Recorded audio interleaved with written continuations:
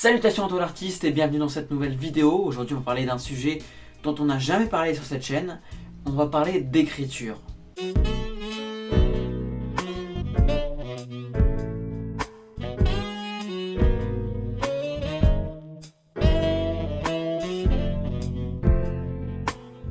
Ah bah vous voilà, je vous attendais. Chut, ça va commencer. Ça fait pas mal de temps que j'écris, que ce soit des poèmes, des chansons, des pièces de théâtre et même des nouvelles. Et c'est vrai que j'avais envie de partager un petit peu mon expérience. C'est vrai que j'écris aussi beaucoup pour mes vidéos, mes scripts de vidéos sont écrits de A à Z. Et voilà, les gens me demandent souvent comment tu fais pour trouver autant d'inspiration. C'est le sujet de cette vidéo. Comment combattre le syndrome de la feuille blanche? C'est parti. Alors dans un premier temps, je préfère préciser que ce sont mes propres techniques et elles peuvent marcher sur vous, mais pas forcément sur tout le monde. J'ai tendance à considérer la créativité comme un vide qu'il faut tout simplement remplir. Alors on ne peut pas se pencher sur une feuille vide, une feuille blanche, c'est justement ce vide est déjà occupé par d'autres pensées. Je te conseille du coup de ne pas te lancer tout de suite. Le but de cette première étape c'est de se vider l'esprit, pouvoir justement dégager tout ce qui est encombrant dans ce vide pour pouvoir le remplir ensuite de très belles idées. La plupart du temps pour moi, c'est je vais prendre l'air, je prends de la musique avec moi, mon casque, et justement ça me fait du bien. Quand je sors, j'observe ce qu'il y a autour de moi, ce que le monde a à m'offrir. J'observe la faune, la flore, mais surtout les humains qu'il y a autour. Je me demande qui ils sont, j'imagine leur vie, qu'est-ce qu'ils sont en train de faire, quelles relations ils entretiennent avec les pâteaux pesto. Toutes sortes de questions est bonne à se poser pour justement habituer son cerveau à imaginer, à créer des personnages par exemple. C'est un peu comme quand tu vas à la salle de sport et que tu t'échauffes. Enfin normalement tu t'échauffes. Là c'est pareil, tu habitues ton cerveau dans une phase de création pour qu'ensuite ce soit plus facile pour toi d'inventer ta propre histoire. Puis en général, ça c'est ma petite technique, je range un petit peu, un petit rangement et une petite touche bien fraîche, ça fait l'affaire pour ensuite attaquer le plus gros du travail. L'environnement où tu écris est pour moi primordial, un endroit où tu te sens bien pour pouvoir justement mieux réfléchir. Un endroit avec des ondes positives. Beaucoup de gens adorent écrire par exemple dans un café, parce que l'ambiance y est chaleureuse, c'est souvent un endroit où des gens se retrouvent, où naissent par exemple des histoires d'amour. C'est le cas de J.K. Rowling qui a écrit Harry Potter dans plusieurs cafés notamment. Moi par exemple, dans mon cas, je sais que j'adore d'écrire dehors, tout seul, avec le bruit de la nature. C'est à toi de trouver ton propre endroit, celui où tu te sens le mieux. Il faut que l'endroit où tu cherches l'inspiration soit paisible, qui justement véhicule pour toi un certain confort. Il faut que ce soit un endroit avec pas trop de bruit parasite, pas trop d'écho, pour justement t'entendre penser. Et pour finir, un endroit où ton histoire pourrait commencer. Il y a beaucoup d'auteurs qui s'inspirent des endroits là où ils ont écrit. C'est notamment le cas dans Harry Potter, pour reprendre mon exemple. C'est vrai que J.K. Rowling a écrit dans un café à Porto qui s'appelle le Majestic Café, et elle s'est inspirée justement de ce café pour ensuite créer la boutique Fleury et Bottes. Pareil, quand elle écrit le passage chez Ollivander avec Harry, elle écrit ça au pied d'un arbre, d'où l'importance du champ lexical du bois dans ce passage du livre. J'en ai déjà un petit peu parlé dans l'étape numéro 1, mais c'est vrai que moi, la musique m'aide beaucoup dans l'inspiration. Je ne suis pas le seul sur qui ça marche. A priori, d'après certaines études, ça devrait marcher à peu près sur tout le monde. Car il a été prouvé non seulement que la musique agit sur la bonne humeur, mais elle agit aussi sur la productivité, l'inspiration. En effet, on s'est tous rappelés d'une époque, d'un souvenir, d'un moment passé, grâce à une musique. En effet, la musique a pour moi un pouvoir nostalgique, c'est-à-dire qu'elle fait ressortir en nous des ressorts émotionnels, des ressorts mémoriels, qui justement vont aider à faire marcher l'imagination, à faire marcher notre cerveau, notre concentration. Ces ressorts vont donc faire des biais cognitifs entre telle histoire, tel film qu'on aurait vu, tel moment qu'on aurait vécu, etc.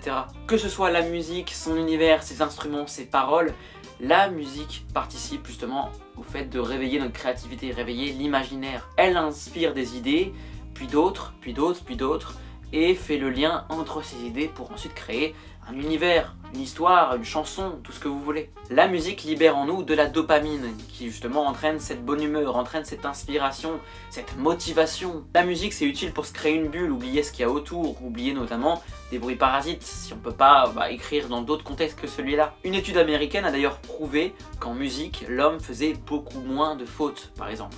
parce qu'il est plus focus avec de la musique. Personnellement, pour le style de musique que j'écoute, c'est plus des musiques de films, des musiques symphoniques sans paroles, qui peuvent faire en sorte que je réfléchisse sur les mots que j'emploie, sans être gêné par des paroles ou par des mots qui sont prononcés par les chanteurs. Des musiques qui évoquent des univers parallèles, des contrées lointaines, etc.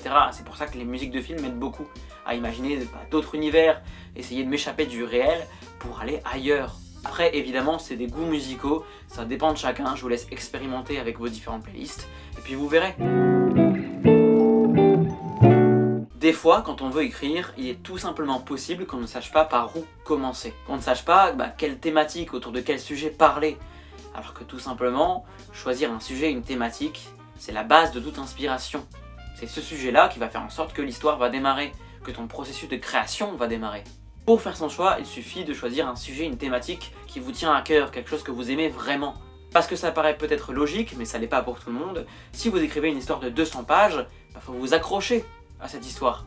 Et pour vous accrocher, il faut que ça vous plaise, tout simplement. Je vous conseille donc de prendre une feuille et de noter sur cette feuille tout ce qui vous intéresse, tout ce qui vous passionne, les thématiques, les sujets, ça peut être des mots aussi qui vous inspirent et qui font écho à des choses qui vous intéressent dans la vie de tous les jours. Je veux que vous notiez justement tout ce qui vous passe par la tête. Même si ça fait des centaines et des centaines de mots, notez-les. Dans cette liste que vous allez faire, justement, il y a plusieurs mots qui vont ressortir plus que d'autres. Et c'est ces mots-là sur lesquels il va falloir se pencher. Ces mots-là autour desquels il va falloir créer. Ça peut aller des fleurs, ça peut aller de la peinture, ça peut même aller jusqu'au Suicide Squad de David Ayer.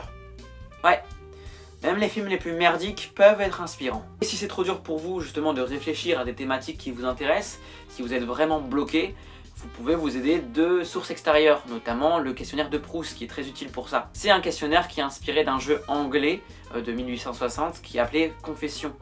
Tout simplement, c'est un questionnaire qui te pousse justement à réfléchir sur ce que t'aimes, sur tes inspirations, sur comment t'es, sur ta personnalité. Et justement, il n'y a pas mieux pour parler de toi. Tes réponses serviront ensuite à trouver une thématique commune, un sujet sur lequel tu voudrais écrire. Si mes conseils pour trouver un sujet et une thématique ne vous plaisent pas ou alors ne vous correspondent pas, tout simplement, demandez-vous d'où vient votre idée d'écrire. Pour un objectif comme celui-là, quand vous dites je vais écrire quelque chose, je veux écrire une histoire, il y a forcément une origine, un objectif derrière. Alors essayez juste tout simplement de vous replonger à ce moment-là, quand vous aviez eu cette idée. Posez-vous la question tout simplement, qu'est-ce qui a provoqué ça? Une fois la source trouvée et identifiée, tout simplement essayez de revivre l'expérience, revivre ce moment durant lequel vous avez eu l'idée. Si c'était en voyant un film, revoyez le film. Si c'était un moment avec des potes, revoyez ces potes-là. Ou même un moment dans un musée, retournez-y au musée. Essayez de reprovoquer cet électrochoc, justement, pour trouver davantage d'inspiration. Parce qu'avoir l'idée d'écrire, c'est bien, mais ensuite, il faut avoir l'idée de quoi écrire. Quand vous voulez écrire, c'est important d'être curieux. Car jusqu'à preuve du contraire, vous n'avez pas la science infuse. Toutes les histoires s'inspirent entre elles. Alors il va falloir piocher un petit peu chez les voisins. Lisez des livres, regardez des films, regardez des séries, essayez de discuter avec des gens autour de vous, que ce soit vos amis ou même des inconnus, autour de sujets qui vous passionnent. Notamment parler de ses passions, ça inspire toujours quelque chose.